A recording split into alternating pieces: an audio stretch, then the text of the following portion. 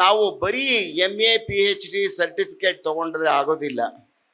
ಒಂದು ಸಂಗೀತವಾಗಲಿ ಒಂದು ರಾಗ ಕಲ್ಯಾಣಿ ರಾಗ ಅಂತಾನೆ ತಗೊಂಡ್ರೆ ಆರೋಹಣ ಅವರೋಹಣ ಹೇಳ್ಕೊಟ್ಬಿಟ್ಟು ಒಂದು ವರ್ಣ ಹೇಳ್ಕೊಟ್ರೆ ಯೂನಿವರ್ಸಿಟಿಗಳಲ್ಲಿ ಅದು ನಾವು ಫಿಸಿಕ್ಸು ಮೆಕ್ಯಾನಿಕಲ್ ಇಂಜಿನಿಯರಿಂಗು ಹಿಸ್ಟ್ರಿ ಥರ ಅಲ್ಲ. ಪ್ರಾಕ್ಟೀಸ್ ಮಾಡಿ ಮಾಡಿ ಮಾಡಿ ಕೇಳಿ ಕೇಳಿ ಕೇಳಿ ಶ್ರವಣ ನಯನ ಮತ್ತು ಆ ತಾಳ, ಆ ರಾಗ ಸಂಚಾರಗಳು, ಆ ರಾಗದ ರಸ ಎಲ್ಲ ಹಿಡಿದು ಅದನ್ನು ಹೊರತರಬೇಕಾದ್ರೆ ಭಾಳ ಕಾಲಗಳು ಬೇಕು. ಅಷ್ಟು ಅಭ್ಯಾಸ ಮಾಡಿದ್ರೂ ಕಡೆಗೆ ಅದು ಬರುತ್ತೆ ಅದು ಭಗವಂತನ ಪ್ರಾಪ್ತ. ಅದು ಬರೋದು ಪೂಜ್ಯ ಶ್ರೀ ಶ್ರೀ ಪಂಡಿತಾರಾಧ್ಯ ಶಿವಾಚಾರ್ಯ ಮಹಾಸ್ವಾಮಿಗಳ ಸನ್ನಿಧಾನಕ್ಕೆ ಪಾದಾರವಿಂದಗಳಿಗೆ ನಮಸ್ಕರಿಸುತ್ತಾ, ಡಾಕ್ಟರ್ ಪ್ರೊಫೆಸರ್ ಜೈಕರ್ ಸರ್ ಅವರೇ, ನಾಡೋಜ ಡಾಕ್ಟರ್ ಗೋರು ಚನ್ನಬಸಪ್ಪನವರೇ, ಡಾಕ್ಟರ್ ಹಂಸಲೇಖಾಜಿರವರೇ, ಡಾಕ್ಟರ್ ಕೆ ರಾಮಕೃಷ್ಣಯ್ಯನವರೇ, ಡಾಕ್ಟರ್ KV ನಾಗರಾಜ ಮೂರ್ತಿರವರೇ, ಶ್ರೀಮತಿ ಶಾಂತಲಾ, ಡಾಕ್ಟರ್ ಹಂಸಿನಿ ನಾಗೇಂದ್ರ, ಶ್ರೀಮತಿ ನೀಲಮ್ಮನವರು, ಡಾಕ್ಟರ್ ಶಿವಣ್ಣ ಅವರೇ, ಇಷ್ಟೊತ್ತು ಗೋರು ಚನ್ನಬಸಪ್ಪ ಸರ್ರು ಮತ್ತು ಹಂಸಲೇಖ ಅವರು ಮಾತಾಡೋದಾದಮೇಲೆ ಇದು ಹೇಗಿದೆ ಅಂದರೆ MS ಸುಬ್ಬಲಕ್ಷ್ಮಿ ಕಚೇರಿ ಆದಮೇಲೆ ಇನ್ನೊಬ್ರು ಯಾರಾದರೆ ಕಚೇರಿ ಕೂತ್ರೆ ಹೇಗಿರುತ್ತೋ ಆ ಥರ ಇರುತ್ತೆ ನಾನು ಮಾತಾಡೋದು. Anyway, I am A student of mechanical engineering. ನನಗೆ ಮಾತು ಬರಲ್ಲ, ಕೆಲಸ ಮಾಡೋ ಅಭ್ಯಾಸ. ಅದು ಯಾಕೋ ಗೊತ್ತಿಲ್ಲ, ನಾಗೇಶ್ ಬೆಟ್ಕೋಟೆ ಸರ್ರು ನನಗೆ ಸಂಪಾದಕರಾಗಿ ಬನ್ನಿ ಅಂತ ಹೇಳಿದ್ರು. ಅದನ್ನು ಒಪ್ಕೊಂಡು ನನ್ನ ಸ್ವಲ್ಪ ಕೆಲಸವನ್ನು ನಿರ್ವಹಿಸಿದ್ದೀನಿ. ಒಂದಂತೂ ನಾನು ಅಬ್ಸರ್ವ್ ಮಾಡಿದ್ದೀನಿ, ನಾನು ಡಾಕ್ಟರ್ ಸೈಯದ್ ಪಾಷಾ ಅವರು ನಾವು ಗಂಗೂಬಾಯಿ ಹಾನ್ಗಲ್ ಯೂನಿವರ್ಸಿಟಿ ಸಿಂಡಿಕೇಟಲ್ಲಿ ಇದ್ವಿ. ಡಾಕ್ಟರ್ ನಾಗೇಶ್ ಸರ್ ಅವರ ಕಾರ್ಯವೈಖರಿಯನ್ನು ನಾನು ಭಾಳ ಹತ್ತಿರದಿಂದ ನಾನು ಬಲ್ಲೆ. ಯಾವುದೇ ಸಂದರ್ಭದಲ್ಲಿ ಅವರ ಬ್ಯಾಲೆನ್ಸ್ ಆಫ್ ಮೈಂಡ್ ಅವರು ಕಳ್ಕೊಳ್ಳಿಲ್ಲ. ಅದೇ ರೀತಿ ಇನ್ನೊಂದು ಅವಕಾಶ ನನಗೆ ಸಿಕ್ಕುತ್ತೋ ಇಲ್ವೋ ಯೂನಿವರ್ಸಿಟಿನಲ್ಲಿ, ನಮ್ಮ ಕುಲಪತಿಗಳು ಡಾಕ್ಟರ್ ಜೈಕರ್ ಸರ್ ಅವರು ಹಾಗೆ ನನಗೆ ವಿಶೇಷವಾದ ಪ್ರೇಮ. ಅವರು ಮುಂದಿನ ತಿಂಗಳು 11ನೇ ತಾರೀಕು ಐ ಥಿಂಕ್ ಇಲ್ಲಿಂದ ರಿಟೈರ್ ಆಗ್ತಾರೆ. ಅವರು ಕೂಡ ಮೋಸ್ಟ್ ನಾನ್ ಕಾಂಟ್ರವರ್ಷಿಯಲ್ ನಮ್ಮ ನಾಗೇಶ್ ಅವ್ರ ಥರನೇ, ಅಷ್ಟು balance of mind. Professor Nagesh ಅವರು ಸಿಂಡಿಕೇಟಲ್ಲಿ ಇದ್ದಾಗ ಎಲ್ಲರನ್ನೂ ಮಾತಾಡೋಕೆ ಬಿಡೋರು. ಡಿಸಿಷನ್ ತಾನಾಗ್ತಾನೆ ಎಮರ್ಜ್ ಆಗೋದು, ಹೊರಬರೋದು, ಆ ಡಿಸಿಷನ್ ಪಕ್ಕಾ ಕರೆಕ್ಟಾಗಿರೋದು. ಅವರ ಸಿಂಡಿಕೇಟ್ ಮೀಟಿಂಗ್ಗಳು ಒಂದು 45 ನಿಮಿಷದಿಂದ 1 ಗಂಟೆ ಕಾಲ ಆಗೋದು. ಯಾವುದೇ ರೀತಿ ತನಗೆ ಇದು ಬೇಕು ಅದು ಬೇಕು, ಆ ಹಿಡನ್ ಅಜೆಂಡಾ ಗೋಪ್ಯವಾಗಿ ಮಾಡೋದು, ಅವ್ರಿಗೆ ಹೆಲ್ಪ್ ಮಾಡೋದು, ಇವ್ರಿಗೆ ಹೆಲ್ಪ್ ಮಾಡೋದು, ಆ ಥರ ಇಲ್ಲವೇ ಇಲ್ಲ. ಎಲ್ಲರನ್ನೂ ಒಂದು ಈಕ್ವಿಲಿಬ್ರಿಯಮ್ ಅನ್ನೋ ಹಾಗೆ ಸಮಾನಾಂತರವಾಗಿ ನೋಡಿ ತಮ್ಮ ಕೈನಲ್ಲಿ ಎಷ್ಟು ಸಾಧ್ಯವೋ ಕಾನೂನು ಪ್ರಕಾರ ಅಷ್ಟು ಹೆಲ್ಪ್ ಮಾಡಿದ್ದಾರೆ. ವಿಶೇಷವಾಗಿ ಆ ಯೂನಿವರ್ಸಿಟಿ ನಾನು ಮೊದಲಿಂದಲೂ ನಾನು ನೋಡಿದ್ದೀನಿ. ಹನುಮಣ್ಣ ನಾಯಕ್ ಅವರು ಮೊದಲನೇ ಕುಲಪತಿಗಳು, ಆಗ್ಲಿಂದ ಇವತ್ತಿನ ತನಕ ನಾನು ನೋಡ್ತಾ ಬರ್ತಾ ಇದ್ದೀನಿ. ಇವ್ರ ಪೀರಿಯಡಲ್ಲಿ ಆಗಿರ್ತಕ್ಕಂಥ ಕೆಲಸಗಳು ಭಾಳಷ್ಟಾಗಿದೆ. 5 ಎಕರೆ ಭೂಮಿನಲ್ಲಿ ವಿಶೇಷವಾಗಿ ಅವರು ಹೊರಗಡೆಯಿಂದ ದುಡ್ಡು ತಗೊಂಬಂದು ಯೂನಿವರ್ಸಿಟಿಯನ್ನು ಕಟ್ತಾ ಇದ್ದಾರೆ, ಇನ್ನೂ ಮುಗೀತಾ ಇದೆ. ಇನಾಗ್ರೇಟು ಮಾಡಿದ್ರು. ಆಮೇಲೆ ಅವರು ಡ್ರಾಮಾ ಆಗಿರಲಿ, ಡ್ಯಾನ್ಸ್ ಆಗಿರಲಿ, ಸಂಗೀತವಾಗಿರಲಿ, ವಿಶೇಷ ಏನಂದರೆ ಒಂದು ಡಿಗ್ರಿ. ಈಗ ಈ ಕಲೆಗಳಲ್ಲಿ ಡ್ರಾಮಾ, ಡ್ಯಾನ್ಸ್, ಮ್ಯೂಸಿಕ್ನಲ್ಲಿ ನಾವು ಬರೀ MA PhD ಸರ್ಟಿಫಿಕೇಟ್ ತಗೊಂಡ್ರೆ ಆಗೋದಿಲ್ಲ. ಒಂದು ಸಂಗೀತವಾಗಲಿ ಒಂದು ರಾಗ ಕಲ್ಯಾಣಿ ರಾಗ ಅಂತಾನೆ ತಗೊಂಡ್ರೆ ಆರೋಹಣ ಅವರೋಹಣ ಹೇಳ್ಕೊಟ್ಬಿಟ್ಟು ಒಂದು ವರ್ಣ ಹೇಳ್ಕೊಟ್ರೆ ಯೂನಿವರ್ಸಿಟಿಗಳಲ್ಲಿ ಅದು ನಾವು ಫಿಸಿಕ್ಸು ಮೆಕ್ಯಾನಿಕಲ್ ಇಂಜಿನಿಯರಿಂಗು ಹಿಸ್ಟ್ರಿ ಥರ ಅಲ್ಲ. ಪ್ರಾಕ್ಟೀಸ್ ಮಾಡಿ ಮಾಡಿ ಮಾಡಿ ಕೇಳಿ ಕೇಳಿ ಕೇಳಿ ಶ್ರವಣ ನಯನ ಮತ್ತು ಆ ತಾಳ, ಆ ರಾಗ ಸಂಚಾರಗಳು, ಆ ರಾಗದ ರಸ ಎಲ್ಲ ಹಿಡಿದು ಅದನ್ನು ಹೊರತರಬೇಕಾದ್ರೆ ಭಾಳ ಕಾಲಗಳು ಬೇಕು. ಅಷ್ಟು ಅಭ್ಯಾಸ ಮಾಡಿದ್ರೂ ಕಡೆಗೆ ಅದು ಬರುತ್ತೆ ಅನ್ನೋದು ಅದು ಭಗವಂತನ ಪ್ರಾಪ್ತ, ಅದು ಬರೋದು ಇಲ್ಲದೆ ಇರೋದು. ಆದ್ದರಿಂದ ವಿದ್ಯೆ ಬೇರೆ, ಡಾಕ್ಟ್ರೇಟು MA ಸರ್ಟಿಫಿಕೇಟ್ ಬೇರೆ, ಕಲೆ ಬೇರೆ. ನಮ್ಮ ನಾಗೇಶ್ ಬೆಟ್ಕೋಟೆ ಅವರು ಕಲೆಗಾರರು. ಕುಲಪತಿಗಳು ಅನ್ನೋದು ಎಲ್ಲರೂ ಆಗ್ತಾರೆ, ಕುಲಪತಿಗಳು ಎಲ್ಲರೂ ಪ್ರಾಧ್ಯಾಪಕರಾಗ್ತಾರೆ. ಆದರೆ ಎಲ್ಲರೂ ನಿಜವಾದ ಕಲೆಗಾರರಾಗಬೇಕಾದ್ರೆ ಭಾಳ ಕಷ್ಟ.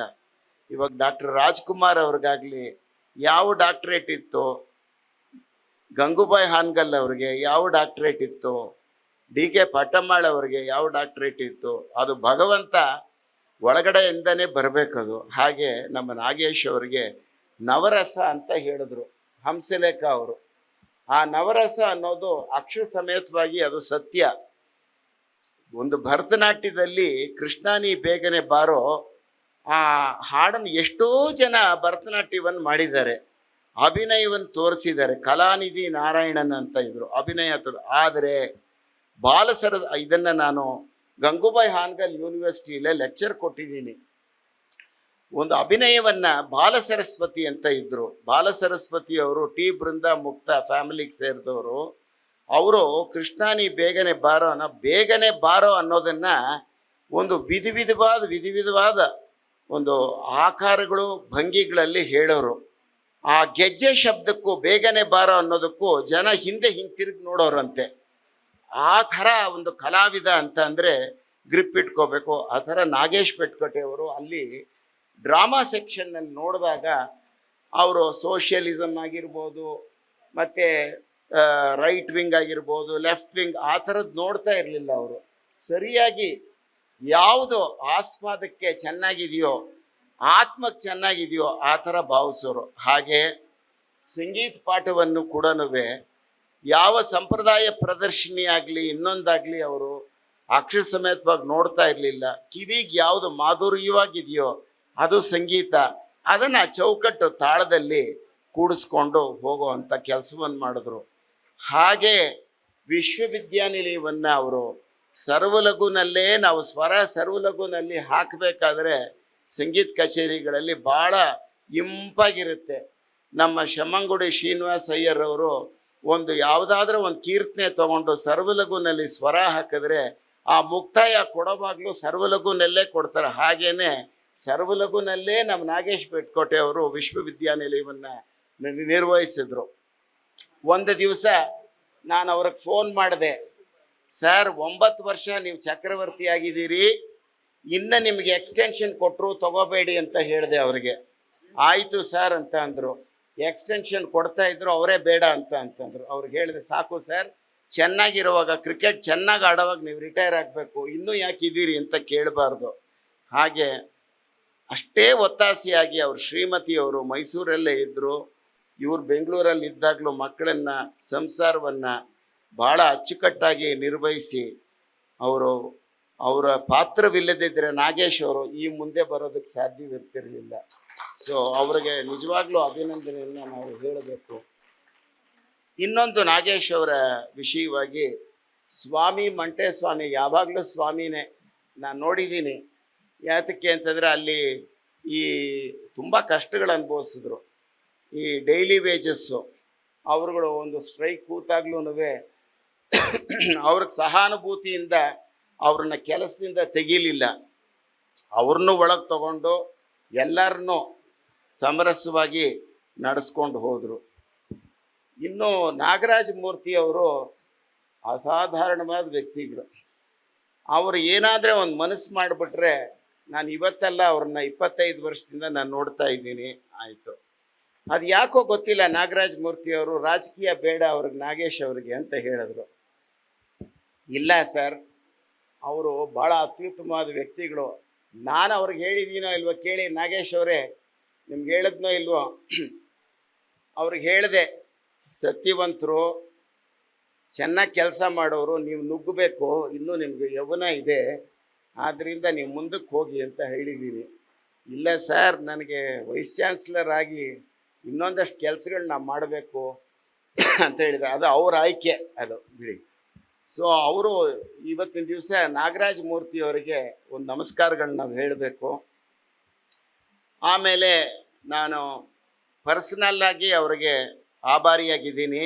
ನಮ್ಮ MES ಅಲ್ಲಿ ಕಲಾವೇದಿ ಅಂತ ಇದೆ, ಅಲ್ಲಿ ನಾವು ಒಂದು ಯಾಕೆ ಸಂಶೋಧನಾ ಕೇಂದ್ರವನ್ನು ಪ್ರಾರಂಭ ಮಾಡಬಾರ್ದು, ಸಂಗೀತದಲ್ಲಿ ಒಂದು ರಿಸರ್ಚ್ ಸೆಂಟ್ರನ್ನು ಮಾಡಬಾರ್ದು ಅಂತ ಕೇಳ್ಕೊಂಡಾಗ ಸುಮ್ಮನೆ ಒಂದು ಫೋನ್ನಲ್ಲಿ ನಾವು ಕೇಳಿದ್ವಿ.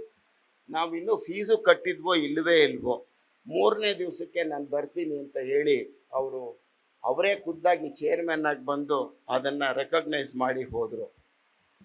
ಇನ್ನೊಂದು ದೊಡ್ಡ ಗುಣ, ಪದ್ಮವಿಭೂಷಣ ಸುಬ್ರಹ್ಮಣ್ಯಂ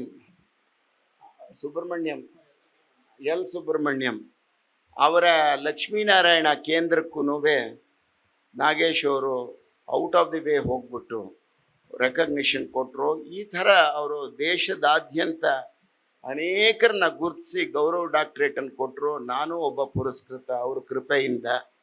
ಆದ್ದರಿಂದ ಆಭಾರಿಯಾಗಿದ್ದೀನಿ. ತುಂಬ ಜನಕ್ಕೆ ಸಹಾಯ ಮಾಡಿದ್ದಾರೆ. ಭಾಳ ಲಾರ್ಜ್ ಹಾರ್ಟೆಡ್ ಅನ್ನೋಕ್ಕೇನು, ವಿಶಾಲವಾದ ಹೃದಯ, ಸಂಕುಚಿತ ಮನೋಭಾವ ಇಲ್ಲ. ಇನ್ನೂ ಹೇಳ್ತಾ ಹೋದರೆ ಬೇಕಾದಷ್ಟು ಹೇಳ್ಬೋದು. ಆ ಪುಸ್ತಕದಲ್ಲಿ ಸುಮಾರಷ್ಟು ಬರೆದಿದ್ದಾರೆ. ದೇವರು ನಿಮಗೆ ಆರೋಗ್ಯ, ಆಮೇಲೆ ಐಶ್ವರ್ಯ, ಅದಿದ್ದೇ ಇದೆ. ಐಶ್ವರ್ಯ, ಆರೋಗ್ಯ, ಐಶ್ವರ್ಯ 3 ಕೊಡಲಿ, ಆರೋಗ್ಯ ಕೊಡಲಿ ಅಂತ ಹೇಳಿ ಕೇಳ್ಕೊಳ್ತಾ ಸದಾ ಮಂದಹಾಸವಾಗಿ ನಗನಗ್ತಾ ಆರೋಗ್ಯವಾಗಿ ಸಂಸಾರ ಚೆನ್ನಾಗಿರಲಿ ಅಂತ ಕೇಳ್ಕೊಳ್ತಾ ಹಾರೈಸ್ತೀವಿ. ಇಷ್ಟು ಹೇಳಿ ನಾನು 2 ಮಾತನ್ನು ಮುಗಿಸ್ತೀನಿ. Thank you.